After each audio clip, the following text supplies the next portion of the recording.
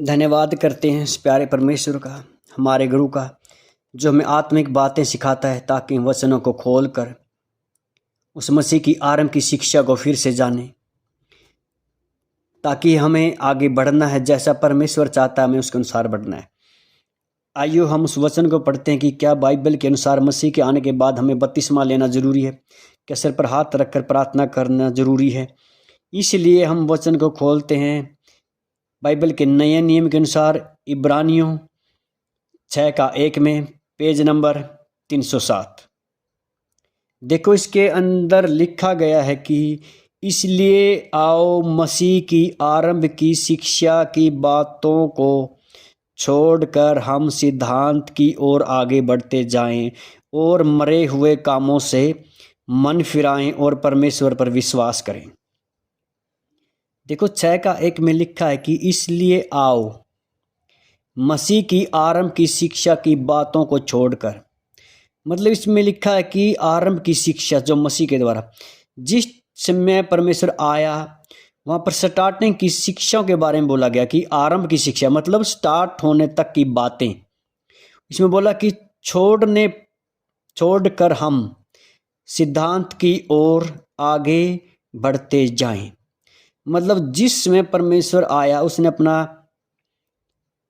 आराधनालय में अपना सुसमाचार दिया, लोगों को चंगाई दी। मतलब जहाँ से स्टार्ट हुई इस वचन के माध्यम से परमेश्वर का वचन कहता है कि हम उस आरंभ की शिक्षाओं को छोड़कर सिद्धांत के ओर आगे बढ़ते चले जाएं और मरे हुए कामों से मन फिराएं और परमेश्वर विश्वास रखें। इसमें लिखा है कि मरे हुए कामों से मन फिराएं। मतलब ऐसे कौन से काम हैं जो परमेश्वर की दृष्टि में मर चुके हैं और बलिदान हो चुके हैं। उसने बोला कि सिर्फ तो इन मरे हुए कामों को छोड़कर केवल परमेश्वर पर विश्वास रख, उस यीशु मसीह नासरी पर विश्वास कर।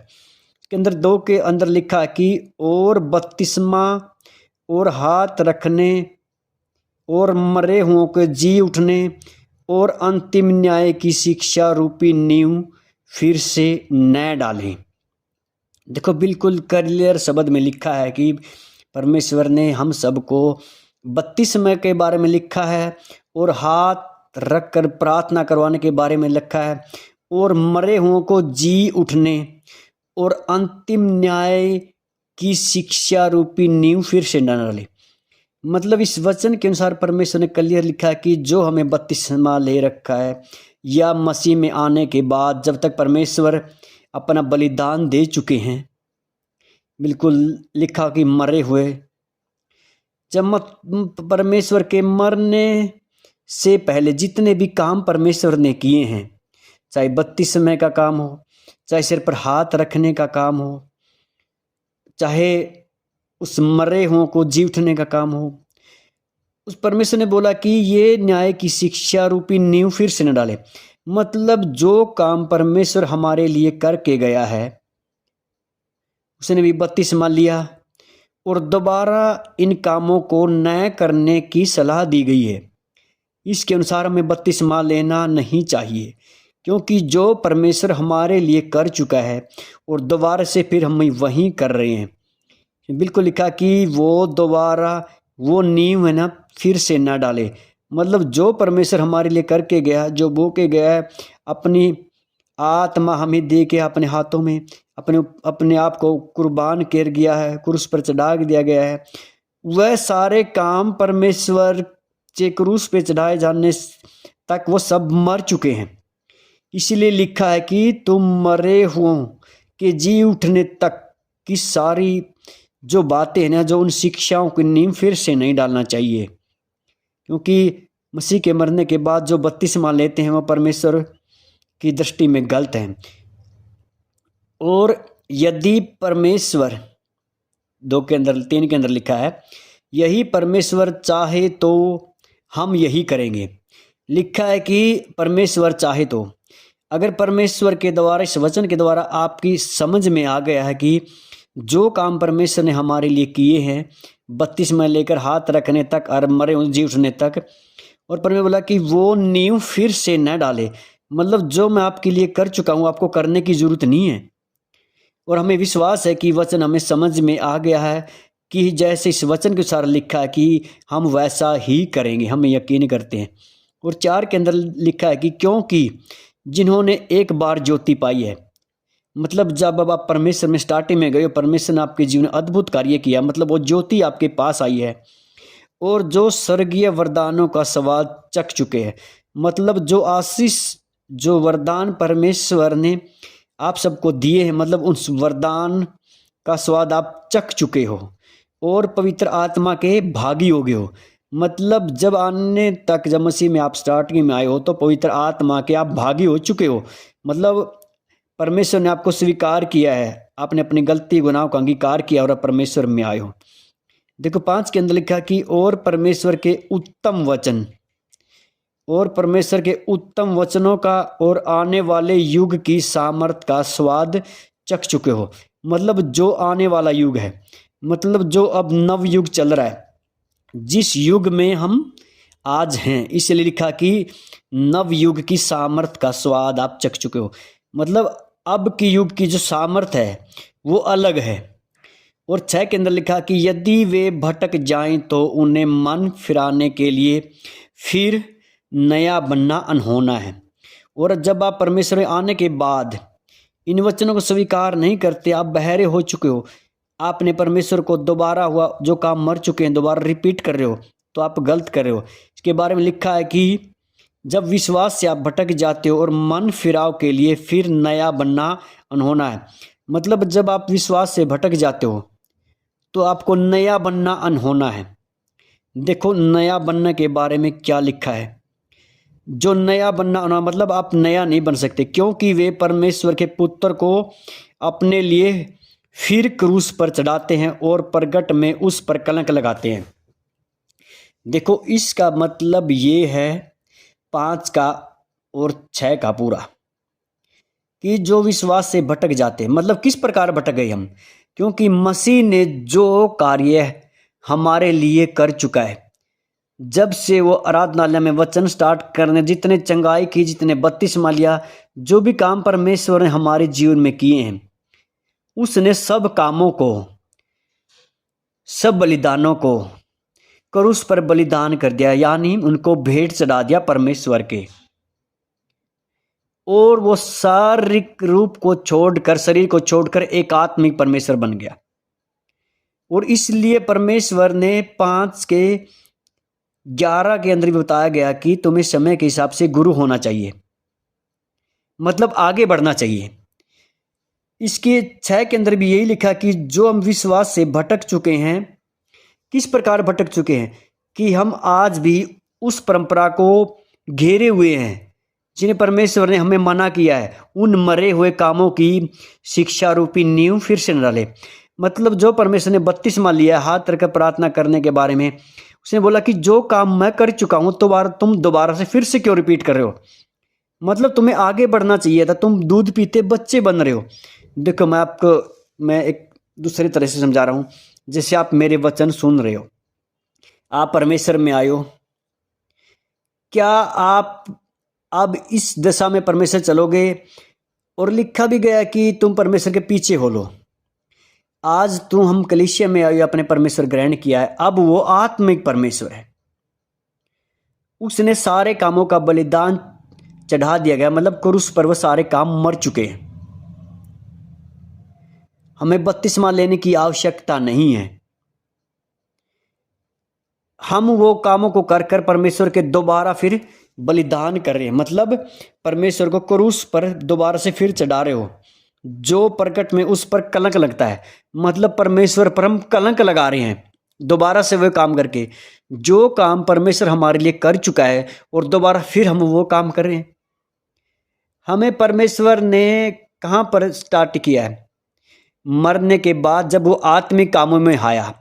हम उस आत्मिक कामों के अनुसार आगे बढ़ना है, न कि जो काम परमेश्वर ने हमें दिए हैं, सिखाए, उसके अनुसार बढ़ना है। हम भूल चुके हैं क्योंकि हमें इन वचनों का ज्ञान नहीं है। देखो जो बपतिस्मा के बारे में मैंने आपको बताया था कि बपतिस्मा नहीं लेना चाहिए, आप बोलोगे कि यीशु मसीह ने बपतिस्मा लिया है। इस डिस्कशन में खोलने के लिए हम निकालेंगे मत्ती 3 का 13 पेज नंबर 4। इसलिए हम निकालेंगे मत्ती 3 का 13 पेज नंबर 4। दोबारा से रिपीट करते हैं, मत्ती 3 का 13 पेज नंबर 4। इसके अंदर लिखा गया कि यूहन्ना द्वारा यीशु का बपतिस्मा। जिस 13 के अंदर उस समय यीशु मसीह गलील से यरदन के किनारे यूहन्ना के पास उससे बपतिस्मा लेने के लिए आया, परंतु यूहन्ना यह कहकर उसे रोकने लगा, मुझे तो तेरे हाथ से बपतिस्मा लेने की आवश्यकता है और तू मेरे पास आया। क्योंकि यूहन्ना ने प्रचार दिया था कि मेरे बाद जो आने वाला है, उसने बोला कि परमेश्वर, मुझे तेरे हाथ से बपतिस्मा लेने की जरूरत है, न कि तुझे, क्योंकि तू तो खुद परमेश्वर ही है। तुझे बपतिस्मा लेने की कोई आवश्यकता नहीं है, क्योंकि बल्कि तू मुझे बपतिस्मा दे। मैं इस वचन के अनुसार समझाता हूँ कि यीशु मसीह ने बपतिस्मा क्यों लिया। वो तो खुद परमेश्वर, उससे कौन सी गलती, कौन सी गुनाह हुई है। बपतिस्मा लिया जाता मन फिराने के लिए, और ऐसा उसने क्यों किया। और 15 के अंदर लिखा, यीशु ने उसको यह उत्तर दिया, मतलब परमेश्वर की ओर से यूहन्ना को यह जवाब दिया गया, अब तो ऐसा ही होने दे, क्योंकि हमें इसी रीति से सब धार्मिकताओं को पूरा करना है। देखो, यीशु ने बोला यूहन्ना को, अब तो ऐसा ही होने दे, क्योंकि हमें इसी रीति, मतलब इसी रीति रिवाज, इसी परंपरा के अनुसार धार्मिकता को पूरा करना है। मतलब जो ये काम करते आ रहे हैं, जो परमेश्वर ने दिया, बलिदान चढ़ाने तक, बपतिस्मा रखने तक, हाथ रखकर प्रार्थना करे तक, उसने बोला इन धार्मिकता को काम कौन, जो धार्मिकता काम है कि सभी को तो पूरा होने दे। तब उसने इसकी बातें मान ली और यीशु बपतिस्मा लेकर तुरंत पानी में से ऊपर आया, और देखो उसके लिए आकाश खुल गया, और उसने परमेश्वर के आत्मा को कबूतर के समान उतरते हुए और ऊपर जाते हुए देखा। और देखो, यह आकाशवाणी हुई, यह मेरा प्रिय पुत्र है, जिससे मैं अत्यंत प्रसन्न हूं।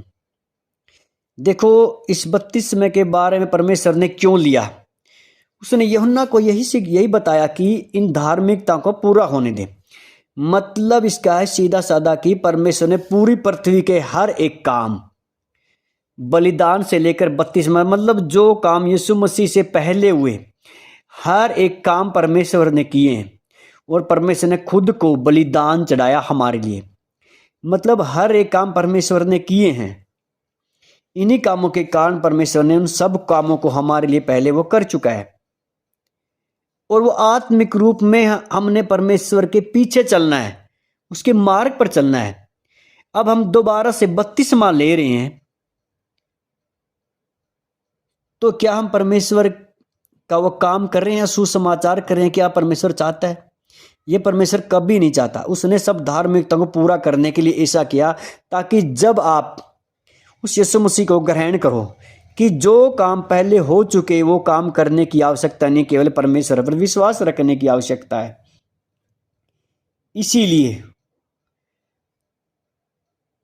आज के वचन के अनुसार हम डिस्ट्रक्शन, मतलब तीसरी वीडियो के अंदर मैं बताऊंगा कि बाइबल के अंदर लिखा है कि मेरी प्रजा ने 2 बुराइयां की हैं। 2 बुराइयां मतलब उसने बहते हुए जल के सोते को त्याग दिया है। मतलब जो बपतिस्मा यूहन्ना ने दिया था वो बहता हुआ जल था। एक बुराई ये की है। दूसरी बुराई के अंदर वर्णन 3 के अंदर बताया जाएगा कि बपतिस्मा के बारे में कि मेरी प्रजा ने अब हौद बना लिए हैं। मतलब हौद होते हैं जो सीमेंट और ईंट के द्वारा 4 दीवार निकाल कर उसका पानी भरा जाता है और उसके अंदर बपतिस्मा लिया जाता है। इन हौदों का वर्णन है। आइए अगले पार्ट में फिर हम देखते हैं कि हमने वो कौन सी बुराइयां की हैं। तब तक परमेश्वर आपको बरकत दे। आप समझते रहना कि परमेश्वर के मरे हुए काम जो हमें करने हैं या नहीं करने हैं, क्यों परमेश्वर ने हमें बपतिस्मा लेने तक मना किया है। आइए अगली वीडियो में, अगली लिंक में फिर हम देखते हैं। तब तक परमेश्वर आशीष दे। यीशु मसीह नासरी की प्रार्थना मांगते हैं। आमीन आमीन। और फिर से परमेश्वर आपको ढेर सारी खुशियां दे।